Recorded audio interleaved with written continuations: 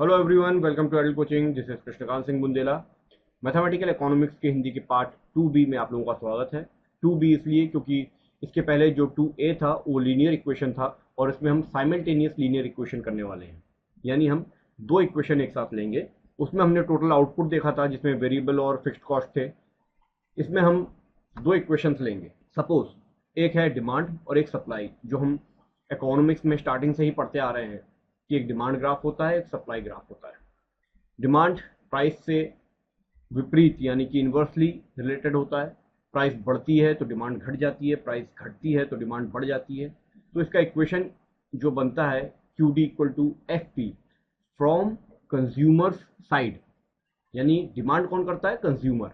तो उसकी डिमांड ए और बी पर डिपेंड करती है। यहां पर ए फिक्स्ड कॉस्ट और बी वेरिएबल कॉस्ट नहीं है। तो ए इंटरसेप्ट है और बी स्लोप है। हमेशा याद रखिएगा, ए इंटरसेप्ट और बी स्लोप होता है और अलग अलग इक्वेशंस में इनकी अलग अलग वैल्यूज होती हैं और इनको अलग अलग तरीके से लिया जाता है। तो जिस भी प्रकार का हम इक्वेशन लेते हैं उसमें इनको डिफाइन किया जाता है और इनके हिसाब से ही हम आगे बढ़ते हैं। सप्लाई ग्राफ आपको पता है, सप्लाई में प्राइस और क्वांटिटी पॉजिटिवली रिलेटेड होते हैं और इसका फॉर्मूला भी हमने बना लिया है Q S equal to A dash plus B dash P. यहाँ भी ए डैश इंटरसेप्ट है, बी डैश स्लोप है, यानी ये किस तरीके से टिल्ट है। अगर इसकी आपको इन डेप्थ नॉलेज चाहिए हो तो पिछले वीडियो ज़रूर देख लीजिए, आपको क्लियर हो जाएगा। फिर भी मैं इसमें बताऊंगा आगे। मैं हर वीडियो में कंप्लीटनेस लाने की कोशिश करता हूं कि आपको पीछे ना जाना पड़े, लेकिन चूंकि सारी चीज़ें रिलेटेड हैं, अगर आप पहले से देखते हैं तो क्लियरली समझ में आएगा। अब ये डिमांड और सप्लाई ग्राफ मैंने जोड़ दिया है। एक पॉइंट के ऐसा है जहां पर सप्लाई और डिमांड क्रॉस करती हैं, जिसको हम पॉइंट ऑफ इक्विलिब्रियम कहते हैं। यहाँ पर क्यू डी यानी कि demand A plus B P है और Q S A dash plus B dash P है। ये वो पॉइंट है इक्विलिब्रियम का जहाँ क्वांटिटी जितनी डिमांड की जा रही है उतनी ही सप्लाई भी की जा रही है और वो एक इक्विलिब्रियम की क्वांटिटी है। तो अगर हम इसके आगे बढ़ते हैं, at equilibrium point Q D Q S और क्यू जीरो ये तीनों बराबर हो जाते हैं। तो क्यू डी क्यू एस बराबर होते हैं तो इन दोनों को हम इस तरीके से इक्वेट कर देते हैं। यहाँ पर मैंने पी जीरो ले लिया है उस प्राइस को जो क्यू जीरो वाली प्राइस है, ठीक है। तो अब हम ए और बी डैश पी दोनों तरफ से सब्सट्रैक्ट करेंगे। तो ए इधर से खत्म हो जाएगा और बी डैश पी यहाँ जुड़ जाएगा, मतलब माइनस में ही रहेगा इस तरीके से। तो पी जीरो हम कॉमन ले लेंगे तो बी माइनस बी डैश होगा, आप करके देख लीजिएगा। और यहाँ पर ए डैश माइनस ए हो जाएगा क्योंकि बी डैश पी जीरो यहाँ से भी माइनस हुआ है तो ये हट जाएगा। फिर पी जीरो की हमने वैल्यू निकाल ली, A dash minus A upon B minus B dash. इस तरीके से हम उस इक्विलिब्रियम की प्राइस को कैलकुलेट कर सकते हैं। इसके अलावा अगर हमको वहाँ की क्वांटिटी कैलकुलेट करनी है तो हम क्वांटिटी वाले फॉर्मूले में यानी क्वांटिटी डिमांडेड वाले फॉर्मूले में डालेंगे ए प्लस बी पी जीरो। तो पी जीरो की वैल्यू इसमें डाल दी तो ये इस तरीके से हो गया, यानी बी का मल्टीप्लाई किया, ये बी माइनस बी डैश ए के साथ इंटू हो गया, एलसीएम लिया हमने तो ये A B minus A B dash plus B A dash minus B A. Hopefully आपको ये समझ में आता होगा, सिंपल सा एलसीएम है। और उसको हमने फिर इस तरीके से कर दिया, क्यों? क्योंकि ए बी और बी ए दोनों एक ही होते हैं, ये कट गए तो ये बचा। यानी कि हमने इन दोनों इक्वेशनों को सॉल्व करना सीख लिया और ग्राफिकली भी हमने इसको प्रेजेंट कर लिया। मैथमेटिकली हमने उन इक्वेशंस को सॉल्व कर लिया जो इकोनॉमिक्स से रिलेटेड थे, यानी हम पी जीरो और क्यू जीरो निकाल सकते हैं एट इक्विलिब्रियम। अब इसको हम एक एग्जांपल से देखते हैं ताकि और क्लियर हो जाए। सपोज हमने जो क्वांटिटी का फंक्शन लिया है वो 100 माइनस 5p है और जो सप्लाई का लिया है वो -20 प्लस 10p है। अब चीज़ें आपको क्लियर समझ में आएंगी। ये ग्राफ हम बना रहे हैं, इसमें नीचे क्वांटिटीज़ हैं 100 तक और ऊपर प्राइस है 20 तक। अब सपोज हम इस डिमांड में टैक्स को भी जोड़ रहे हैं। टैक्स को जोड़ने की वजह से यहाँ पर थोड़े चेंजेस आएंगे जिसमें आपको पिछला जो मैंने समझाया वो भी समझ में आ जाएगा और टैक्स वाला कंसेप्ट भी समझ में आ जाएगा, ठीक है। सपोज अगर हम टैक्स लगाते हैं तो दो प्रकार के टैक्स होते हैं। या तो डायरेक्ट टैक्स लगेगा, जैसे कि बॉटल ऑफ स्पिरिट्स या इनके जैसी चीज़ों पर सरकार टैक्स मांगती है, सिगरेट्स हैं, ड्रिंकिंग है, ये सब में लगता है आपको टैक्स। और फिर एक टैक्स होता है जो सेल्स या वैट होता है, जो इनडायरेक्टली लिया जाता है। तो सबसे पहले हम एक्साइज ड्यूटी वाला या जो डायरेक्ट लिया जाता है उसको एक ले लेंगे, टैक्स क्या होता है। यहाँ पर हम एक डिमांड ग्राफ बना रहे हैं, ठीक है। अब थोड़ा ध्यान से समझिएगा, यहाँ पर फिक्स्ड या वेरिएबल कॉस्ट नहीं है जैसे पिछली वीडियो में देखा था हमने। ये 100 है माइनस एफ पी। इसका मतलब क्या है, पी अगर जीरो हो जाए यानी प्राइस जीरो हो जाए तो क्वांटिटी कितनी डिमांड की जाएगी, 100। मैक्सिमम 100 क्वांटिटी डिमांड की जाएगी। ये इक्वेशन बता रहा है कि अगर जीरो प्राइस कर दी जाए तो डिमांड इतनी बढ़ सकती है मैक्सिमम। वैसे जीरो कोई प्राइस करेगा ही नहीं, लेकिन अगर जीरो कर दी जाए, सपोज सरकार ने पूरी सब्सिडी दे दी, तो 100 इसकी क्वांटिटी बिक सकती है, कंज्यूमर इतनी डिमांड कर सकते हैं। ओके।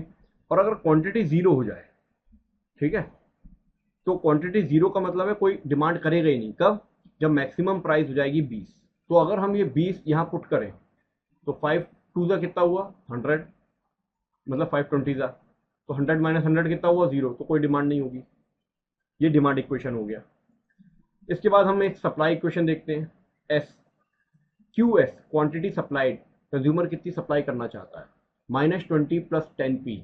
इसका मतलब क्या हुआ, प्राइस जीरो कर दें, ठीक है, जीरो प्राइस किया तो भी -20 सप्लाई होगी। कैसे, ये कहने का मतलब है कि आप देखेंगे कि सप्लाई कुछ ऊपर से स्टार्ट होती है, कुछ ना कुछ उसका इंटरसेप्ट होता है। ये जीरो से स्टार्ट नहीं हुई है, और अगर इसको हम पीछे बढ़ा दें तो ये -20 तक जा रही है। मतलब नेगेटिव और भी जा सकती है, जहां तक हमारा इक्वेशन है मैंने वो लिया है। तो इसका मतलब क्या है, ये इंटरसेप्ट ये बताता है कि जीरो प्राइस पर भी वो चीज़ें सप्लाई की जा रही हैं। सपोज कोई सब्सिडी दे रहा हो, गवर्नमेंट सब्सिडी दे रही हो कि आप प्राइस मत लीजिए लेकिन आप सप्लाई करते रहिए, तो वो बोलेगा हम घाटे का सौदा थोड़ी ना करेंगे। और फिर अगर उसको बीज सप्लाई भी करना पड़ रही हो और कुछ भी ना मिल रहा हो गवर्नमेंट की तरफ से तो -20। तो ऐसी स्थिति बनती है, क्योंकि सब्सिडी वगैरह तो बहुत कम मिलती है, और ये -20 वाली स्थिति भी बनती नहीं है, नॉर्मली नहीं बनती है, कोई सप्लाई नहीं करना चाहता है। लेकिन ये लाइन अगर हम पीछे तक ले जाएंगे तो वो -20 ही शो करेगा, या -20 -10 जो भी इक्वेशन में होगा वही शो करेगा। मगर इससे हमको मतलब नहीं रहता, इसलिए हम इसको हटा देते हैं। मगर इस समझाने के लिए मैंने बताया है कि -20 कैसे होगा अगर जीरो कर दिए प्राइस तो। वैसे कोई सप्लाई करेगा नहीं -20, कैसे करेगा, बनाया नहीं है तो कैसे करेगा वो सप्लाई। पर एक्सेप्शन हर जगह होते हैं। ओके। अब ये जहां पर टकरा रहे हैं 60 और 8, यानी कि 8 रुपीज़ की प्राइस और 60 क्वांटिटीज, पुट करके देख लीजिए वैल्यू। 8 डाला हमने 5p में, 8 फाइदा कितना हुआ 40, 100 माइनस करो, क्वांटिटी डिमांड कितनी हुई 60। अब अगर हम यहाँ पर 8 डालते हैं तो 8 टेन सा कितना हुआ 80, 80 में से 20 किया तो कितना बचेगा 60, यानी सप्लाई भी हो रही है 60 और डिमांड भी हमारी 60 है। ओके। अब सपोज एक flat rate of tax 3 per unit लग रहा है, 3 रुपीज़ मान लीजिए, 3 रुपीज़ पर यूनिट लग रहा है, ये टैक्स लग रहा है। अब ये जो सप्लायर है जो सप्लाई कर रहा है 60 यूनिट्स, उसको कितना मिलेगा, उसको पहले प्राइस मिल रही थी, सपोज पीटी हमने वो मान लिया, वो प्राइस उसको जो मिल रही है, उसको जो ओरिजिनलिटी में प्राइस मिल रही थी, अब उसमें से उसको 3 रुपये और माइनस करना पड़ेगा, वो प्राइस अपन ने पीटी मान ली। ओके। तो नया सप्लाई फंक्शन हमारा क्या बनेगा, यहाँ पर हमने पीटी ले लिया, पर पीटी की वैल्यू क्या है, जो ओरिजिनल प्राइस थी उसमें से 3 घटाएंगे हम, जो हमको मिल रही थी, उस सप्लायर को मिल रही थी, तो कितना हुआ ये। अब देखिए नया इक्वेशन बन गया -50 प्लस 10p, यानी कि अब अगर प्राइस जीरो कर दी जाए तो उसको बहुत ही घाटा होगा अगर ये सप्लाई करता है तो। पहले तो -20 हो रहा था, -50 होने लगा। देखिए हम मैथमेटिकली कितना अच्छा समझ रहे हैं इकोनॉमिक्स को। अब यहां पर P-3 किया अपन ने, यानी कि हमारे सप्लायर का जो प्रॉफिट था वो और घटा इसके हिसाब से। तो नया इक्विलिब्रियम अगर हम QS इक्वल टू QD लें तो QS में तो हमने ये लिख दिया, और QD हमारा पुराना ही वाला था क्योंकि डिमांड तो उतनी ही है, सप्लायर की सप्लाई में चेंज आ गया क्योंकि उसको टैक्स देना पड़ रहा है। अब इसको अगर हम सॉल्व करें तो 15P1 इक्वल टू 150 होता है, यानी कि P1 हमारा या वो प्राइस जिस पर ये इक्विलिब्रियम आएगा वो है 10। ठीक है, देख लेते हैं नया सप्लाई कर्व देखें। 10 के लिए हमको इसको शिफ्ट करना पड़ेगा, एच डैश पर हो जाएगा शिफ्ट, और नया इक्विलिब्रियम पॉइंट ये बन जाएगा जिसमें 10 प्राइस हो जाएगी। 10 डाल के देख लीजिए आप इसमें, यहाँ डाला तो 10 10 100, 100 में से 50 गया तो कितना बचेगा 50 यूनिट्स। और क्वांटिटी वाले में डाल के देख लीजिए, यहाँ पर हमने 10 डाला, 10 5 50, 100 में से 50 गया तो कितना आएगा 50। यानी कि ये वो प्राइस और क्वांटिटी है जहां पर सप्लाई डिमांड इक्विलिब्रियम पोजीशन में आ जाएंगे टैक्स देने के बाद। अब इसमें बदलाव क्या आया टैक्स देने के बाद? ये बदलाव आया 2 रुपए का। इसको समझिएगा, टैक्स वो दे रहा है कितना 3 रुपए, लेकिन उसको प्राइस कितनी ज्यादा मिल रही है, केवल 2 रुपए। यानी 1 रुपए उसको अभी भी खुद देना पड़ रहा है, बाकी 2 रुपए हो सकता है वो प्राइस बढ़ाकर कंज्यूमर से ले लेगा सप्लायर, लेकिन 1 रुपए तो उसको देना भी पड़ रहा है, यानी कि उसका घाटा है इस टैक्स में। तो टैक्स रेवेन्यू अगर मान लीजिए 3Q1 है, क्वांटिटी जितनी भी बिकी उसमें 3 का इंटू करना पड़ेगा। अब क्वांटिटी कितनी बिक रही है 50, तो 50 का इंटू अगर हम 3 में करेंगे तो कितना होगा 150। ये उसका टैक्स रेवेन्यू है, ठीक है। अब इनकम देखते हैं उसकी, रेवेन्यू में से टैक्स माइनस करना पड़ेगा। तो 10 माइनस 3 कितना हुआ 7, और Q1 कितना है 50, 7 इंटू 50 इज 350, ठीक है। लेकिन अगर ये पहली वाली सिचुएशन होती इक्विलिब्रियम की, ये वाली, इसमें उसको कितना मिल रहा था P0 Q0, यानी P0 क्या था इसका, प्राइस कितनी थी पहले 8 रुपए, और क्वांटिटी कितनी डिमांड हो रही थी 60, तो 60 इंटू 8 इज 480। पहले उसके पास इनकम आ रही थी 480 की, अब आ रही है मात्र 350 की। टैक्स देने के बाद ये बदलाव आया। हमको ये नहीं देखना है कितना कम है कितना ज़्यादा, हमको ये देखना है कि मैथमेटिकली क्या हम इसको समझ पा रहे हैं। अगर समझ पा रहे हैं तो ये बहुत अच्छी चीज़ है कि हमने मैथमेटिकली इस डिमांड और सप्लाई ग्राफ को पढ़ना सीख लिया, ताकि आगे किसी भी जगह एग्जाम्स में या कहीं भी एग्जाम्पल्स आते हैं या क्वेश्चंस आते हैं तो कम से कम माइंड में क्लियरिटी तो होगी। तो अगर टैक्स लग रहा है हमारा, टैक्स लगने पर नया सप्लाई का जो इक्वेशन बनेगा वो है A dash plus B dash P T. यहाँ पर बी डैश 0 से बड़ा है, ये याद रखिएगा, क्योंकि स्लोप इसकी पॉजिटिव होती है। सप्लाई की स्लोप ऊपर की तरफ जाती है, हमने देखा ना ग्राफ में, डिमांड नीचे की तरफ आता है और सप्लाई ऊपर की तरफ जाता है, इसलिए इसका स्लोप हमेशा ऊपर की तरफ होगा। तो बी डैश हमेशा 0 से ऊपर होगा, ठीक है। Q D equal to A plus B P ही रहेगा, और यहाँ पर बी 0 से कम रहेगा क्योंकि डिमांड स्लोप डाउनवर्ड्स होता है। यहाँ पर हमने कोई चेंज नहीं किया, पीटी नहीं लाए, क्योंकि डिमांड तो उतनी उतनी है।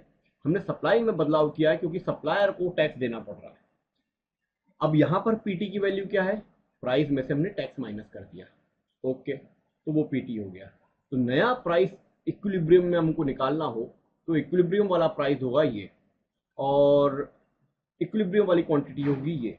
अब ये कैसे आएगी ये भी देख लीजिए, A dash plus B dash P T equal to A plus B P.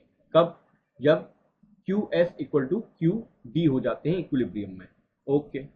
यहाँ पर हम पी टी की वैल्यू पुट कर देंगे, क्या है पी माइनस टी। अब क्या करेंगे, अब तोड़ देंगे इसको, तो B dash P minus B dash T equal to A plus B P. अब क्या करेंगे, अब B dash P minus B P को इस तरफ ले आए, ए डैश को उस तरफ ले गए, और बी डैश टी को भी उस तरफ ले गए, ओके। यहाँ पर पी कॉमन निकाल के बी डैश माइनस बी कर लिया, A minus A dash plus B dash T वैसे लिख के रहने दिया। अब क्या किया हमने इनको चेंज कर लिया, यानी कि बी को इस तरफ ले लिया, बी डैश को उधर कर दिया, ये कॉमन लग गया है, डैश ही समझिए इसको। B minus B dash equal to A dash भी इस तरफ आ गया, ए उधर चला गया, यानी साइन चेंज हो गए सबके, दोनों तरफ हमने साइन चेंज कर दिए तो चीज़ें पलट जाती हैं। अगर हमने यहाँ पर पलट दिया है इसको तो इधर की सारे साइन चेंज हो जाएंगे, वो मैंने कर दिया है, ये सिंपल मैथमेटिक्स है। अब P1 मान लिया हमने, वो प्राइस है, जिस प्राइस पर ये सब हो रहा है उसको हमने P1 मान लिया, तो ये A dash minus A minus B dash T upon B minus B dash हो गया।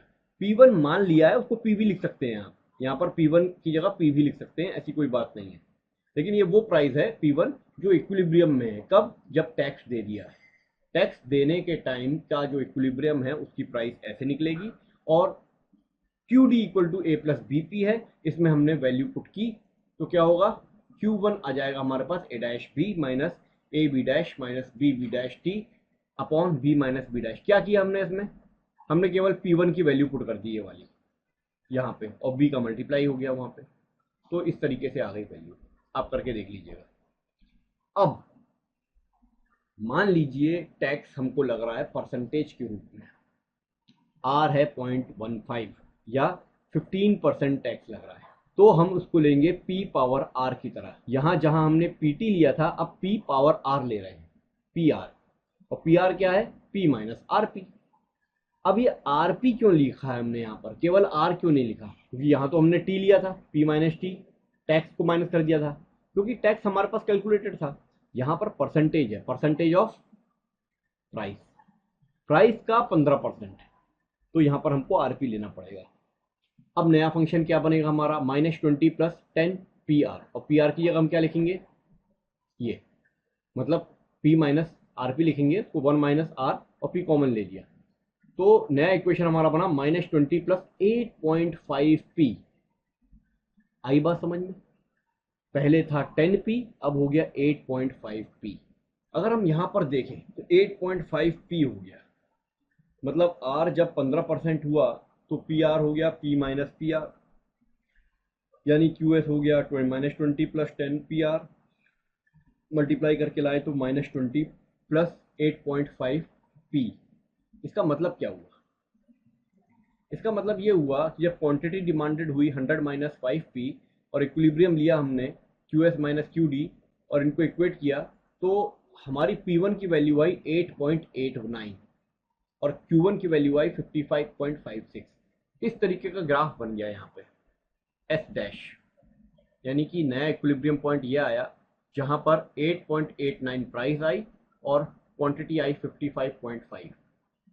देखिए कितनी अच्छी से हमने आसानी से निकाल लिया। जब हमें 15% टैक्स देना पड़ रहा था, तो वो कौन सी प्राइस होगी और कितनी क्वांटिटी हम बेच पाएंगे, इस प्राइस पर इतनी क्वांटिटी हम बेच पाएंगे इक्विलिब्रियम पोजीशन पर।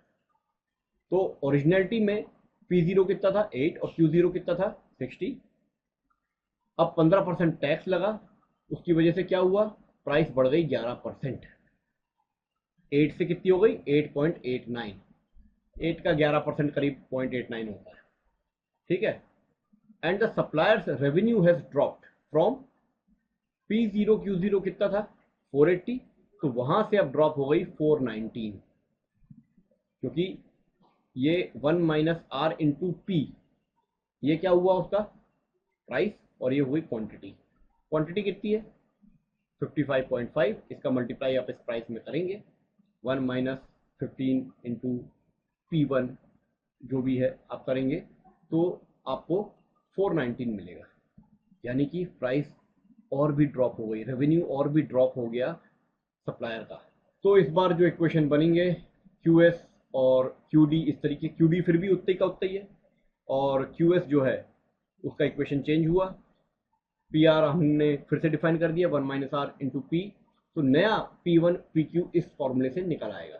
अब मुझे इसको एलेबोरेट करके दिखाने की ज़रूरत नहीं है, पीछे मैंने कर दिया है, आप कॉपी पेन लीजिए और गोदिए, जितना गोदना है गोदिए, और नई नई चीज़ें इसमें आप इन्वेंट कीजिए। ऐसे कोई क्वेश्चंस मिल जाते हैं, जैसे मैं आपको दे रहा हूँ ये क्वेश्चन, इसको सॉल्व कीजिए।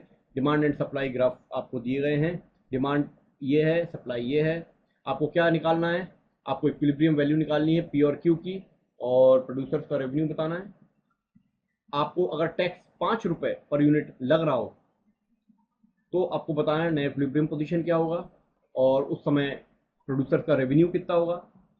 अगर 20% टैक्स लग रहा हो, फ्लैट रेट नहीं लग रहा है, 20% लग रहा है किसका, प्राइस का, हर आइटम के बेचने पर, तो नया इक्विलिब्रियम क्या होगा, टैक्स रेवेन्यू क्या होगा, ये सब आपको बताना है इस एग्जाम्पल में। और मुझे आशा है कि इतने एक्सप्लेनेशन के बाद आपसे आराम से बन जाएगा। एक और क्वेश्चन है, a producer is willing to supply a market with an output QS, क्या है 25P माइनस 10। अब देखिए इसमें चेंज कर दिया उन्होंने, आप इसको इस तरफ लिख लीजिएगा, -10 को इधर लिख लीजिएगा, -10 इज इंटरसेप्ट और 25 इज स्लोप। तो P is the price, demand function आपको ये दे दिया है 200 minus 5P, where QD is the quantity demanded at price P. What is the equilibrium price and quantity if the producer supply function changes to this? तो नया equilibrium position क्या होगा, मेरे ख्याल से आप लोग कर लेंगे। That's it, thank you.